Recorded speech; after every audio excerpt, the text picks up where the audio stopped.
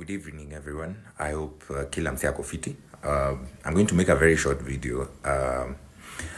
I just read the impeachment motion against the Deputy President, Honorable Rigathi Gachagua. First, in my view, I think he's an ethnic bigot. There's no way around it. However, that is a ground that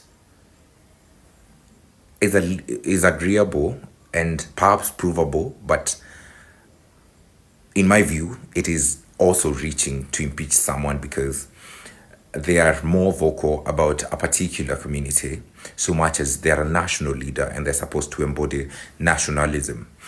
In my view, that is something that could be corrected, but how it has been structured in that motion, it is meant to, it is drafted to appear as if he's somebody who has plans to terrorize the country. They have mentioned his presser, where he mentioned the National Intelligence Service. They've also mentioned his properties, his children.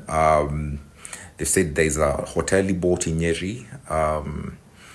I believe I watched an interview, probably yesterday or the day before yesterday, where he mentioned that his children, two of his sons, acquired a loan from a bank to lease that property.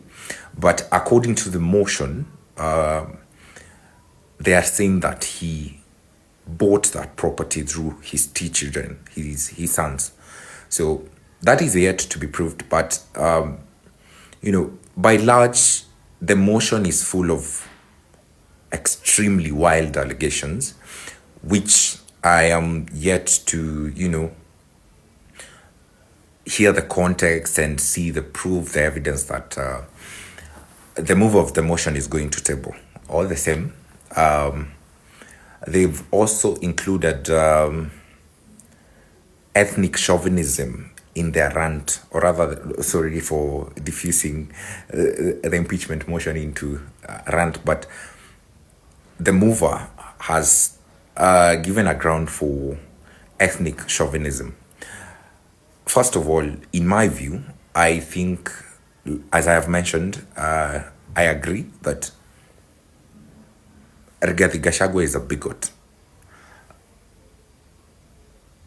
I, however, want to acknowledge that the president himself is a bigger. He's the champion of ethnic chauvinism. He thinks along the lines of I have to look at my tribesmen, because if you go to the biggest and the most powerful parastatals in this country, the heads of those parastatals predominantly are Kalenjins.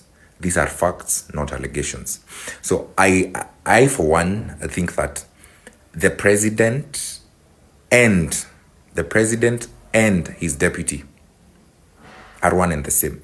So if anybody says that Rigathi Gachagua is a thief, so is Mr. Ruto.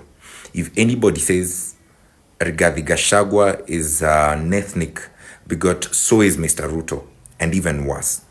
Mr. Ruto has been ignoring court orders. Mr. Ruto has been murdering people. He has been murdering protesters. He has been ordering abductions of people who disagree with his, for the lack of a better word, policies or his style of governance, which is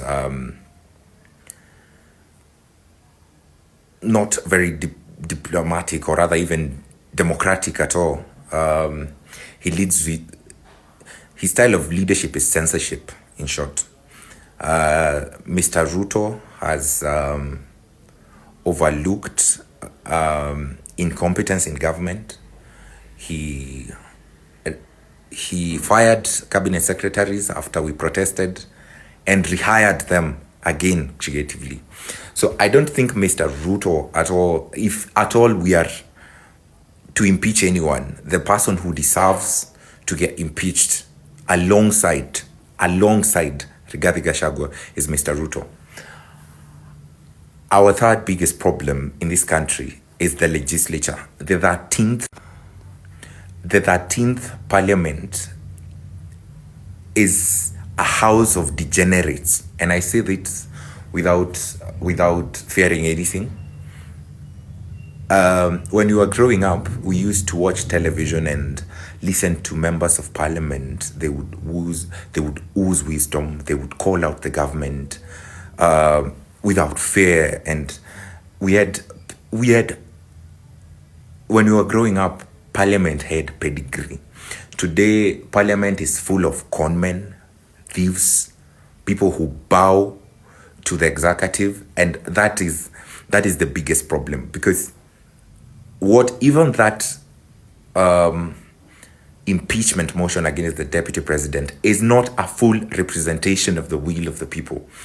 A majority of Kenyans today, if we were to use that route of impeachment, a majority of Kenyans want Mr. Gachagua gone and Mr. Ruto gone. But you see, the members of parliament today do not understand the power that they harbor. They do not understand that we elected them to represent the will of the people, not the will of the president and his cronies. If only we had at least 150 members of parliament who truly understood that they have the ability, the constitution has given them the ability to hold the executive to account and not to be used as political pawns. Because yes, an impeachment motion is a constitutional process. It is actually very well anchored in the constitution, but in Kenya, by large, it is a political process.